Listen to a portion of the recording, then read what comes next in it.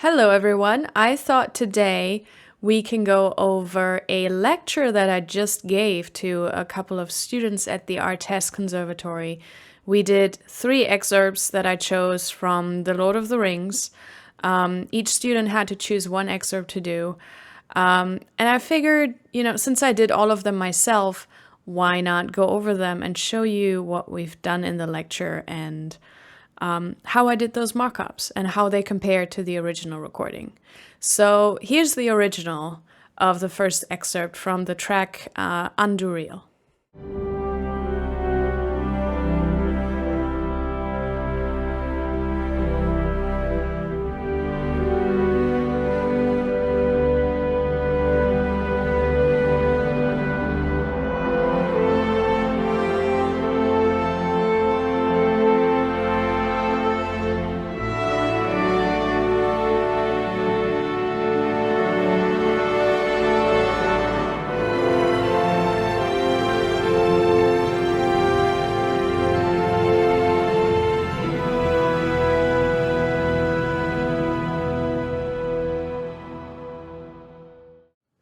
And then here's the mock-up that I did.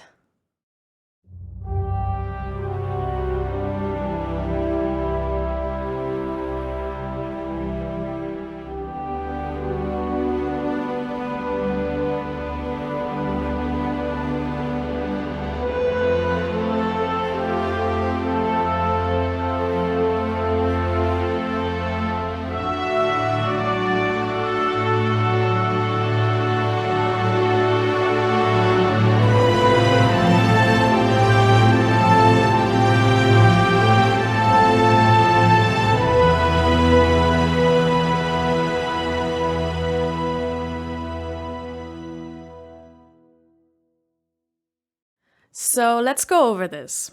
The way I started is with the bass line and the cello line, because in this mock-up, the difficulty is going to be the cello. This particular line right here, these arpeggios, those are difficult to program.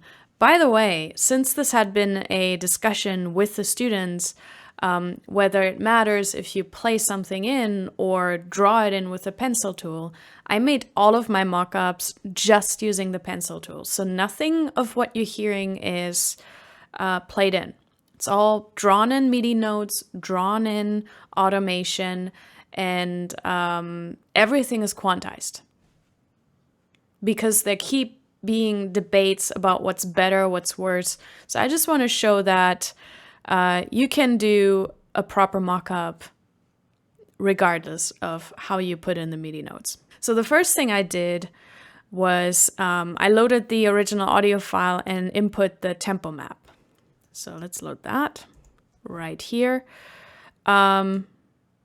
So you can see some variations between 74 and 68. So this was clearly not, I don't think this was recorded to click. I doubt it. But yeah, it kind of helps to have that general guideline on how the piece was conducted. So then I started with the bass line first, and just kind of getting a general arc for the basses. Let's solo those. There you go.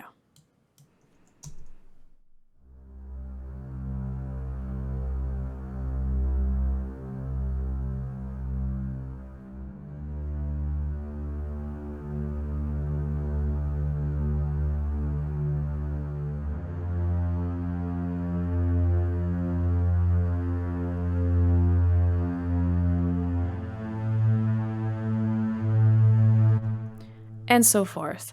I was kind of humming the melody in the back of my head to kind of see how the automation should go. But it's pretty much the entire part that I chose is one giant crescendo to this spot. And you can see that I'm not doing too much with the CC1 here. In general, I just gradually move it up and then back down. But in order to still shape the phrasing and have it go with the melody, I use CC11 to ride the volume a little bit. And so I would program this just in Cinematic Strings 2. It's just the first one I have loaded. And then copy paste that into the other libraries. And you can see that in Cinematic Strings 2, I use the low velocity, which is the slow legato, because I think it sounds better here. Normally, my advice is use fast legato. So in the basis of Cinematic Studio Strings, the first note is always going to be low velocity because I want the slow attack, otherwise it sounds weird. And then fast legato for the rest of the notes. Because nowhere in this excerpt is there slow legato. It's all fast legato, even in the original. So then the second line that I programmed on top of that is the cello. This was the tricky line, so let's listen to that.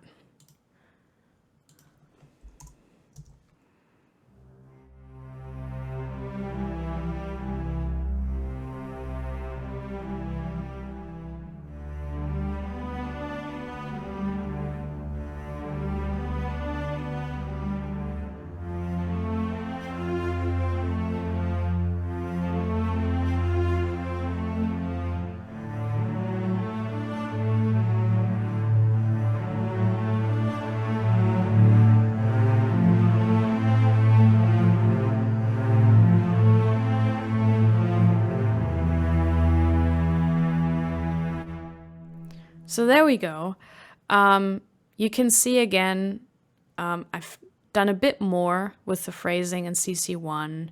Same movement in CC 11 as with the basses. So you can see here I'm using 1-bar phrases, and here I'm using 2-bar phrases for the overall arc. Slow legato in this one. Again, fast legato in this. And every time there's a break, you want the slow attack. I can show you what it would sound like otherwise. So this is what it sounds like in this library, the way I have it.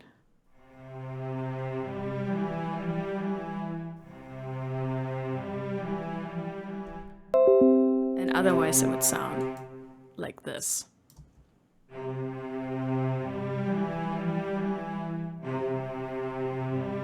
See, it's too harsh, and it gets harsher the higher the velocity gets, so that doesn't work.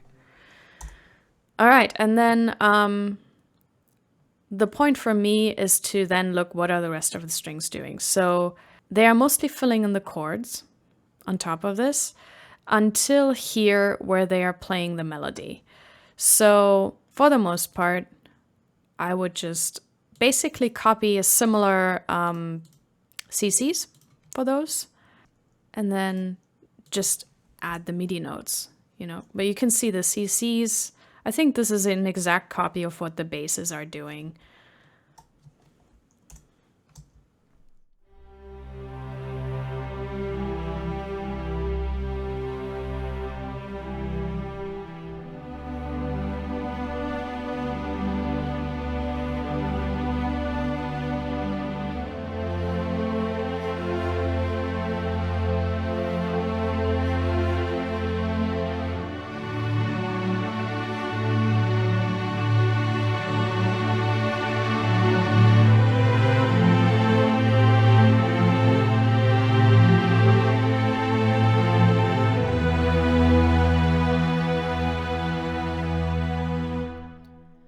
And so the first violins, I can just copy over from the seconds, which I did, and just muted the notes that I didn't need, because the first violins, according to the score, aren't playing in the first half.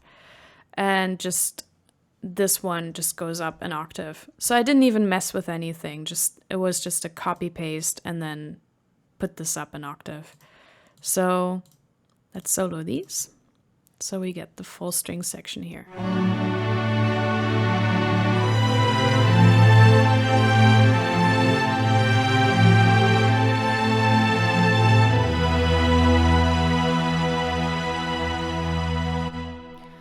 And I don't program these at the same time. So I would generally start out with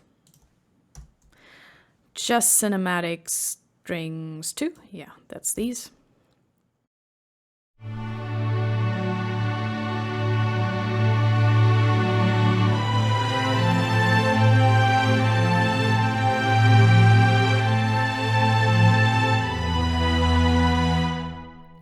And then I would copy paste it over here and just change the velocities in Cinematic Studio Strings.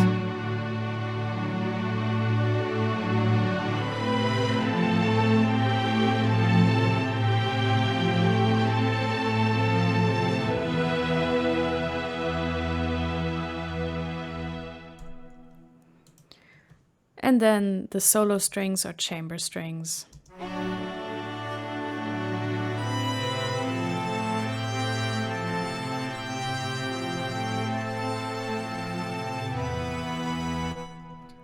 And then together, to me, they sound like a section.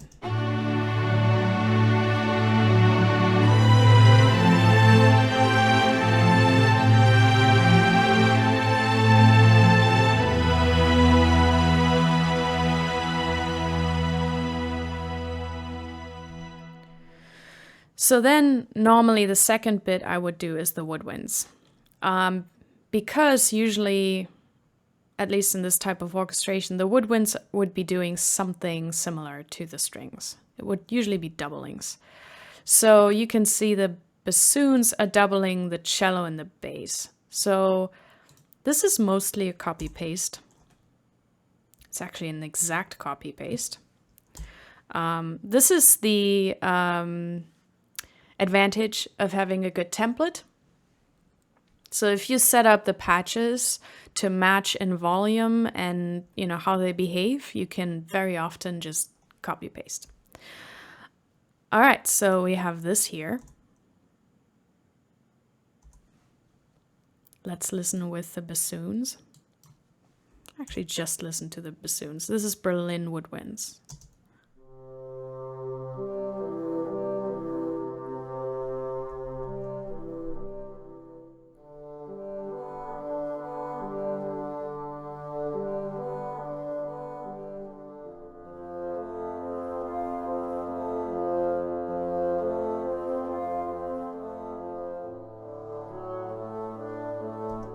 And so forth. And together with the strings, it sounds like this.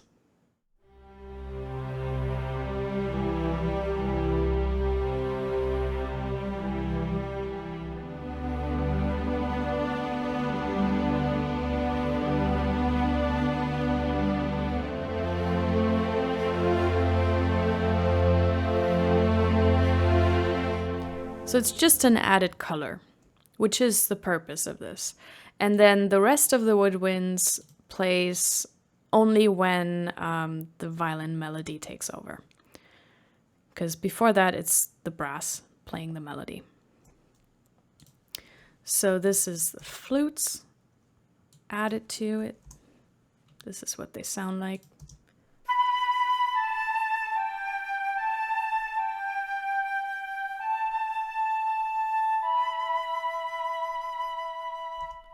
And you can see it's again just a copy paste, and I muted the notes that I don't need. And then I usually adjust some of the automation to fit whatever it needs to be. See, the flutes aren't the same because they sound different. Then, as is common, doubled by the oboe. That's what this one sounds like.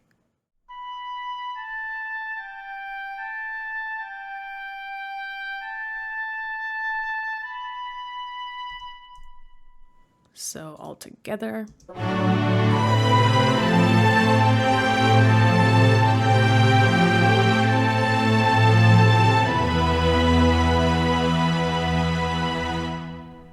And then doubled by the clarinets.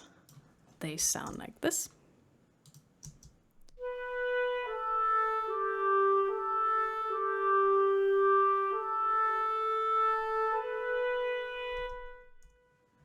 And all together.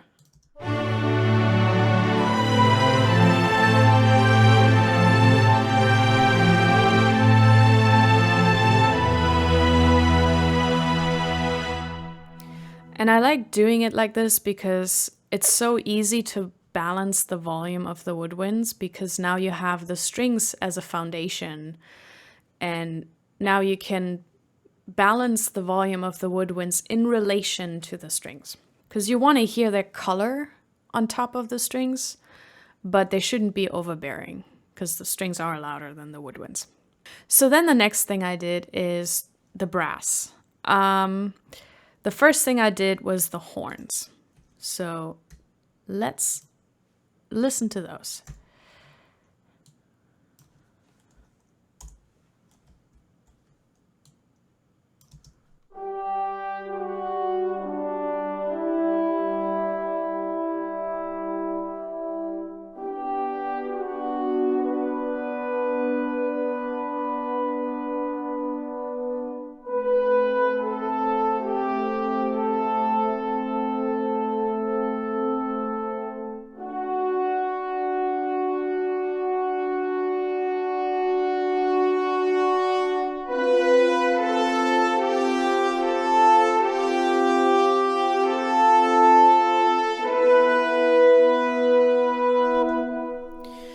So I did different things here. First of all, I put in these little phrase breaks.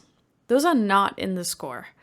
But if you sing the melody, this is where you would breathe. And so that's where I let the horn players breathe. This always helps creating realism. Just give the imaginary players room to breathe and to, end the phrase. So I did this here everywhere.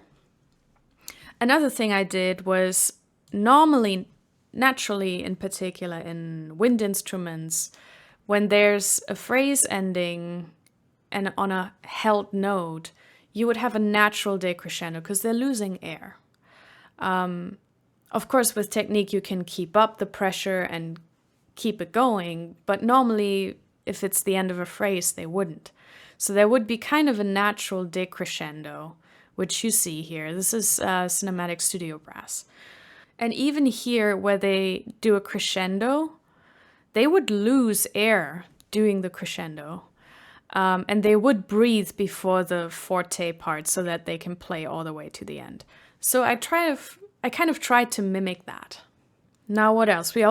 I'm layering in Cinebrass, the 2 horns patch and the solo horn patch. I use both of them at the lowest velocity because I don't want them to stand out and they get very bright the moment you get to higher velocities. So here I mimicked that same decrescendo but in CC11 instead. I can show you the comparison. So this is the solo horn and the 4 horn patch layered from Cinematic Studio Brass.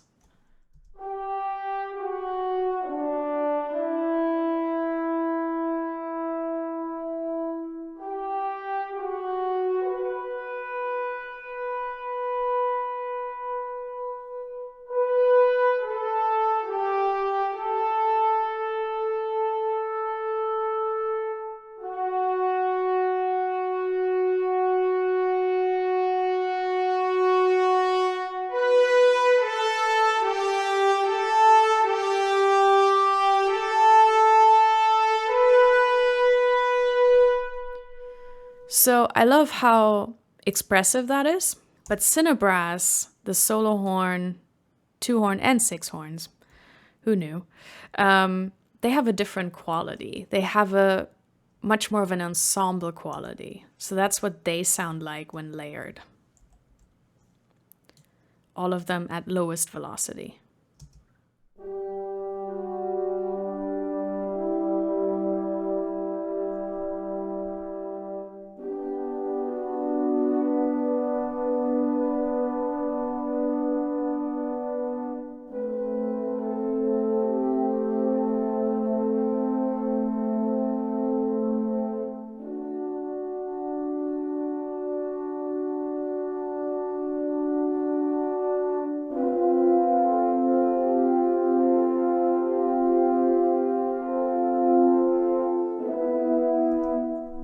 So I have them fill in the warmth and the ensemble sound. I also have them fill in the chords and less of the melody. I just feel like it warms up the sound because together they sound rather gorgeous, I think.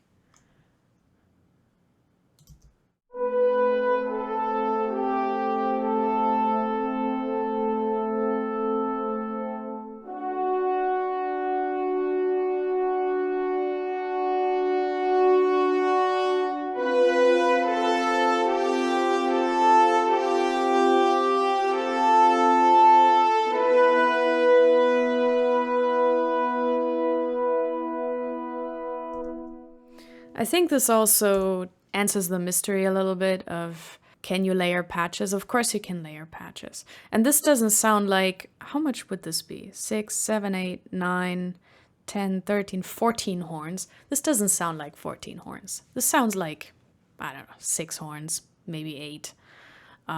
Doesn't sound very big, even though we're layering this many patches on top of each other. Then the next thing I did is the trumpets, because they also take over the melody at some point. So that's what they sound like right here.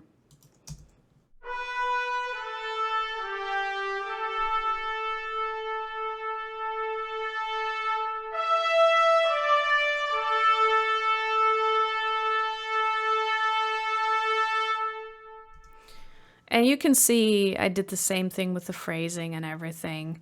And I'm once again layering Cinematic Studio Brass trumpets with Cinebrass trumpets. So this is what both of the patches of Cinematic Studio Brass.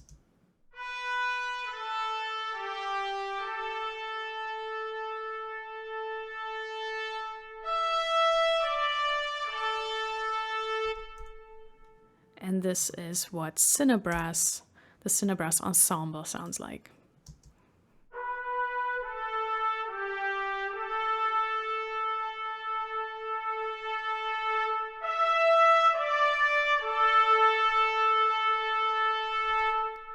So again, Cinebrass, warmer. Cinematic Studio Brass, brighter and more expressive. And I think together they work really well. And then one of the last things, the low brass, meaning trombones, tuba, bass trombone, whatever was in the score, filled in here.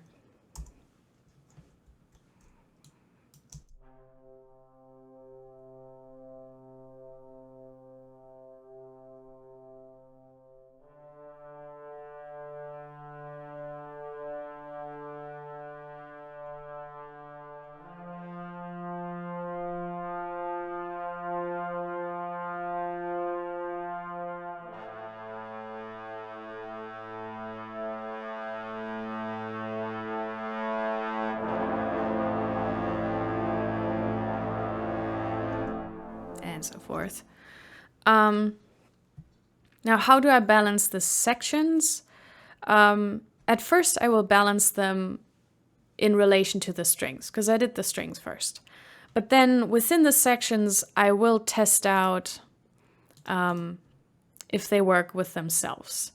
So here, is that within the section, is it balanced?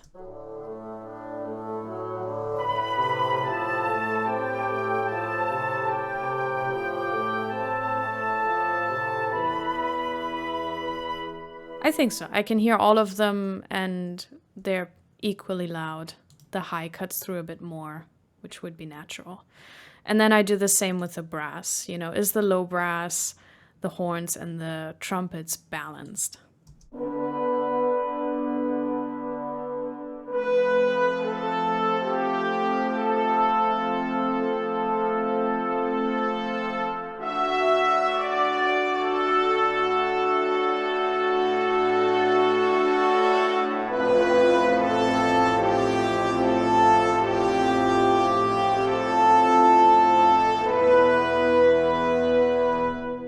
Yes, they are.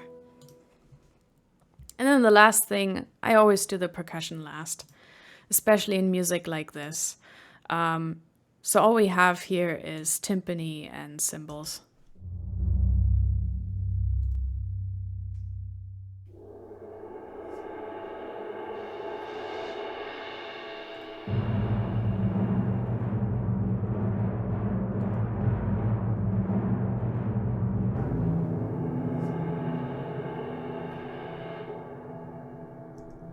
And this is from Cinebrass.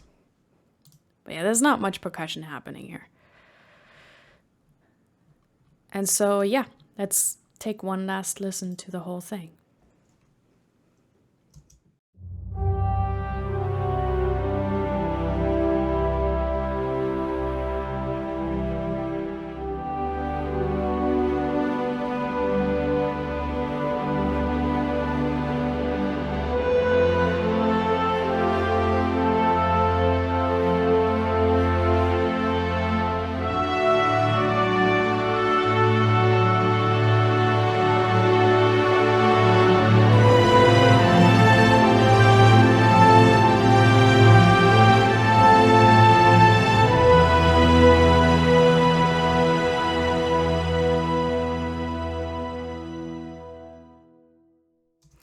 And there you go. This would be a perfectly acceptable mock-up if you were hired to do mock-ups. This took me roughly 2 hours to do, I think, which would also be a fairly normal amount of time that you would be given to do this. Because, I mean, it's, what, 50 seconds of music? Something like that.